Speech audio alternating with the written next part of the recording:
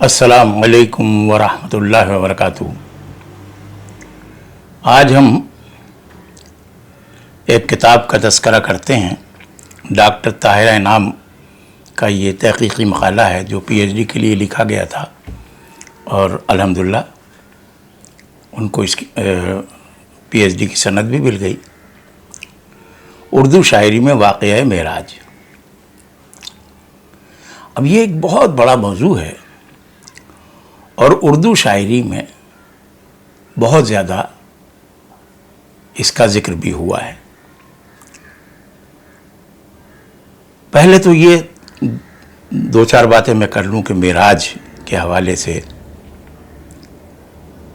اسلامی دنیا کو اور غیر اسلامی دنیا کو، رہتی دنیا تک آنے والے انسانوں کے لیے کیا پیغام ہے۔ اللہ تعالیٰ نے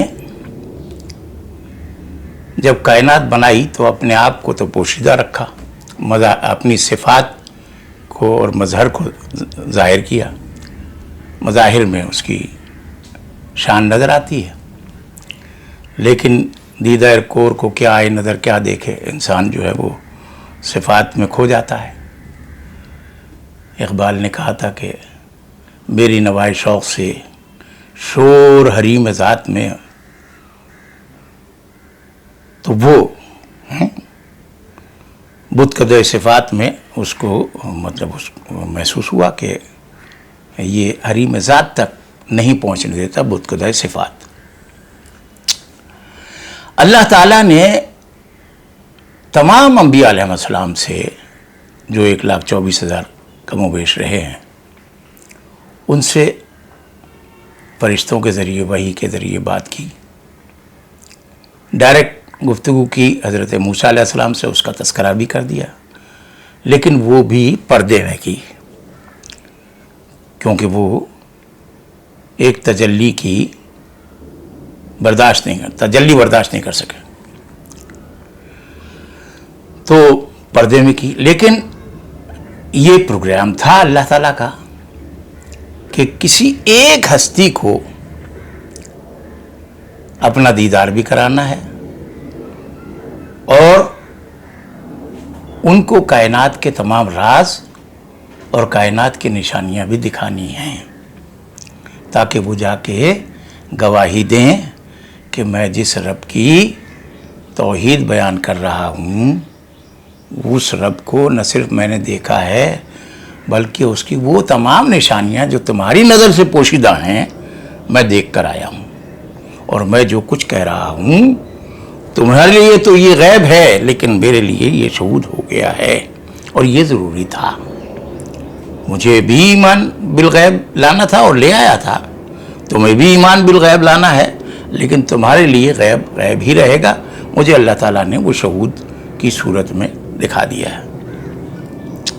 تو ایک پہلو تو یہ ہوا کہ اللہ تعالیٰ نے واحد ہستی نبی اکرم صلی اللہ علیہ وسلم ایسی ذات ہے کہ جس کو اپنا دیدار کرایا، اور اپنی تمام وہ نشانیاں جو انسانی نظر سے پوشیدہ ہیں، جن کے اوپر ایمان لانا ضروری ہے، جنت دوزخ فرشتے ان سب پہ ایمان لانا ضروری ہے، یؤمنون بالغیب۔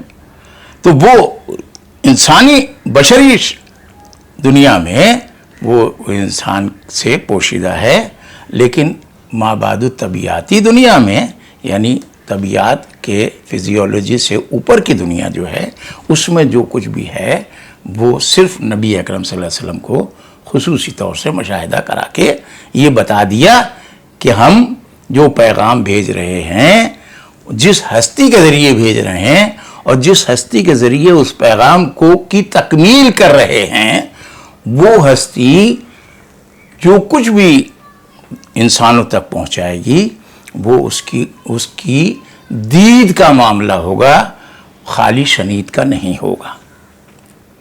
ایک تو یہ پہلو۔ اب معراج کا حوالہ دیکھیے کہ ایک سفر مسجد حرام سے مسجد اقصی تک کرایا گیا جو براق کے ذریعے ہوا، اور دوسرا سفر وہاں سے پھر آسمانوں کی طرف ہوا، وہ معراج ہوئی۔ یہ ہماری ڈاکٹر طاہرہ انعام نے اس موضوع کو بہت ہی خوبصورت انداز سے اپنی کتاب میں اور اپنے مقالے میں جگہ دی ہے. انہوں نے پہلا مطلب یہ کہ اس صفحے پہ جو لکھا ہے، حافظ کا شعر ہے کہ خلل پذیر بود ہر بنا کے می بینی بجز بنا محبت کے خالی از خلل است. یہ تو ان کا سرورق ہے، یعنی کتاب کھولنے کے بعد سب سے پہلے یہ آتا ہے. اب ظاہر ہے کہ اس سے یہ وہ بتا رہی ہیں کہ جو کام بھی محبت سے کیا جاتا ہے اس کی بنا جو ہے مضبوط ہوتی ہے، اور اس کے علاوہ جتنے بھی دنیا میں کام ہو رہے ہیں، جتنی عمارتیں تعمیر ہو رہی ہیں، ان کی بنیاد جو ہے وہ متزلزل ہوتی ہے اور اس میں خلل ہی ہوتا ہے. یہ محبت سے کیا ہوا کام ہے. اس کے اندر انہوں نے جس قدر خوبصورتی سے اس کی باب بندی کی ہے وہ کمال ہے. پہلے باب میں واقعہ معراج کی دینی جہاد پر گفتگو ہے، پھر لغوی اصطلاحی معانی پر گفتگو ہے، واقعہ معراج کے ماخذ پر گفتگو ہے، قرآن مجید، احادیث اور تفاسیر اور کتب سیرت و تواریخ کے حوالے سے بھی بات کی گئی ہے. پھر جناب مراحل معراج النبی صلی اللہ علیہ وسلم پر گفتگو کی گئی ہے. اسلامی ادب میں واقعہ معراج کیسے آیا ہے وہ، اور پھر اردو شاعری میں روایت معراج پر گفتگو ہوئی ہے.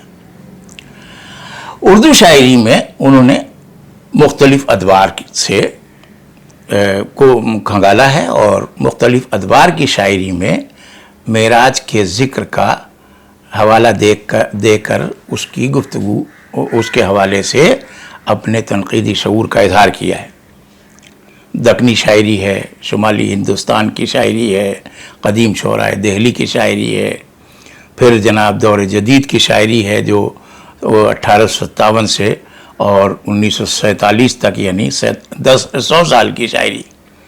پھر عصر حاضر کی شاعری ہے، 47 سے تاحال انہوں نے اس شاعری میں معراج کا حوالہ دیکھا ہے. معراج بطور شعری استعارہ کیسے آیا ہے، اور اردو غزل میں تلمیحی و استعاراتی اظہار کیسے آیا ہے، جدید اردو نظم میں معراجی عناصر کیسے آئے ہیں، اقبال کی شاعری میں تصرف. اب اقبال جو ہے، اقبال نے معراج کی رات پہ حوالے سے ایک نظم بھی لکھی رکھی، لیکن ایک شعر ان کا کمال ہے، اور وہ عصر حاضر کی تمام تر سائنسی ترقی کے حوالے سے آپ کو یہ بتا رہا ہے کہ انہوں نے پہلے ہی یہ بات بتا دیا تھا کہ سبق ملا ہے یہ معراج مصطفیٰ سے مجھے کہ عالم بشریت کی زد میں ہے گردوں.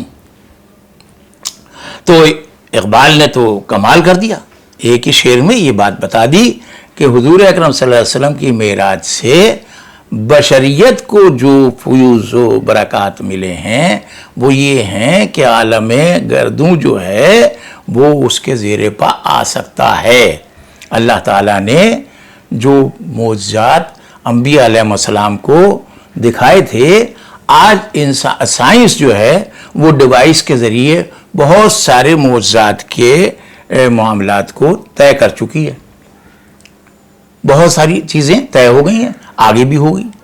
لیکن معراج کا معاملہ تو یہ تھا کہ اللہ تعالیٰ نے کرا دیا. اچھا، معراج پہ ایک گفتگو عجیب و غریب ہو رہی ہے کہ صاحب یہ خواب تھا. بھائی خواب ہوتا تو اللہ تعالیٰ اتنی شان سے اس کا ذکر یوں نہیں کرتے کہ سبحان الذی اسری بعبدہ لیلا من المسجد الحرام الی المسجد الاقصی الذی بارکنا حولہ لنریہ من آیاتنا.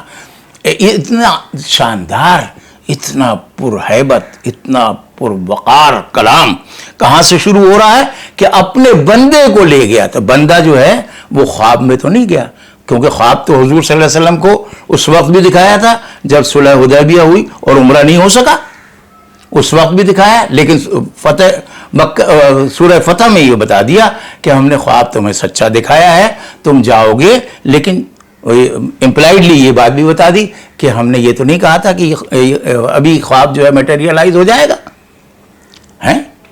تو وہ خواب کا ہی ذکر ہے، لیکن یہاں خواب کا ذکر نہیں ہے.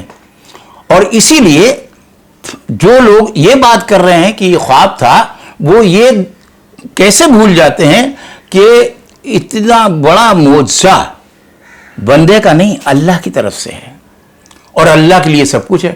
جب اللہ کا بندہ یہ کر سکتا ہے سلیمان علیہ السلام کے دربار میں کہ وہ چشم زدن میں سینکڑوں میل دور سے اس کا تخت لے آتا ہے ملکہ سبا کا، تو وہ تو اللہ کا بندہ ہے، اس کو تو صرف علم کتاب تھا۔ تو جب اللہ کا بندہ یہ کر سکتا ہے اور اس کو آپ قرآن کی روشنی میں پڑھ کے مانتے ہیں، تو پھر اللہ سے یہ اللہ تعالیٰ نے جو معجزہ نبی صلی اللہ علیہ وسلم کے حوالے سے دکھایا ہے، اس کو کیوں نہیں مانتے کہ یہ فزیکلی ہوا ہے؟ نبی نے تو بہت ساری باتیں کی ہیں، اور یہ تو بہت تفصیلی گفتگو ہے۔ خیر، اس کا یہ حضور انہوں نے باقاعدہ یعنی محاکمہ کیا ہے، بہت زیادہ تفصیل سے اس کا ذکر کیا ہے۔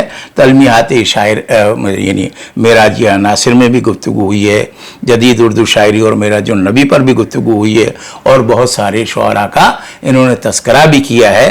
اچھا، اس میں کچھ شعراء تو ایسے ہیں جنہوں نے باقاعدہ مثنویاں لکھی ہیں، اور وہ معراج کا واقعہ جو ہے وہ بیان کیا ہے۔ اس میں کچھ چیزیں مستند ہیں، کچھ غیر مستند ہیں، وہ اس کا بھی حوالہ دے دیا انہوں نے۔